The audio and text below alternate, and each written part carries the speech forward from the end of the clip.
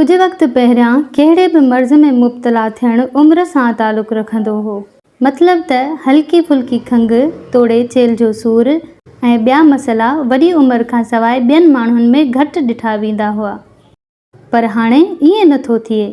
अखियुनि जी रोशनी, जेरे ऐं मैदे जूं बीमारियूं, जोड़नि ऐं हॾनि जा मसइला, शुगर ऐं ब्लड प्रेशर जा मसइला तोड़े ॿिया केतिरा ई अहिड़ा मर्ज़ आहिनि जेके हर उमिरि जे माण्हुनि लाइ आम थी विया आहिनि।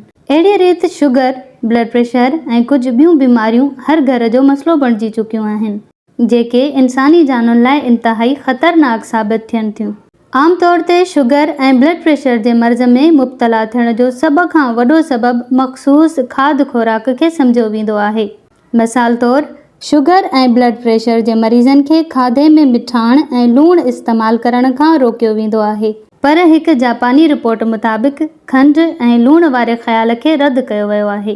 सिहत जे माहिरनि उन्हनि बीमारियुनि जा अहिड़ा सबब दरियाफ़्त कया आहिनि जिन खे ॼाणे अव्हां खे ज़रूरु हैरत थींदी। जापानी रिपोर्ट मूजिबि अव्हां हिननि बीमारियुनि खां महफ़ूज़ बि रही सघो था ऐं पंहिंजी पसंदि जा मुख़्तलिफ़ खाधा बि खाई सघो था। अॼु मां तव्हां खे शुगर ऐं ब्लड प्रेशर जहिड़ियुनि बीमारियुनि जे आम सम्झो वेंदड़ सबबनि बाबति ॿुधाईंदसि, जेके हक़ीक़त में उन्हनि जा सबब नाहिनि हूंदा। जापानी प्रोफेसर मूजिबि ब्लड प्रेशर जो तालुक़ु खाधे में लूणु इस्तेमालु करण सां नाहे, बल्कि अहसासनि ऐं जज़्बनि ते ज़ाब्तो न करे सघणु आहे।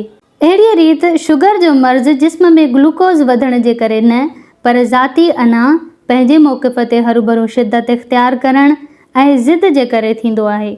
जेकॾहिं अव्हां सिहतमंद ज़िंदगी गुज़ारणु चाहियो था त पंहिंजे जज़्बातनि, अहसासनि, बुग़्ज़, कीने, नफ़रत ऐं मुनाफ़िक़त वग़ैरह खां पासो करे पुरएतमादीअ वारो किरदारु इख़्तियार कयो। सिहतमंद ज़िंदगी गुज़ारण लाइ पंहिंजे दिलि ऐं दिमाग़ जी हिफ़ाज़त करियो।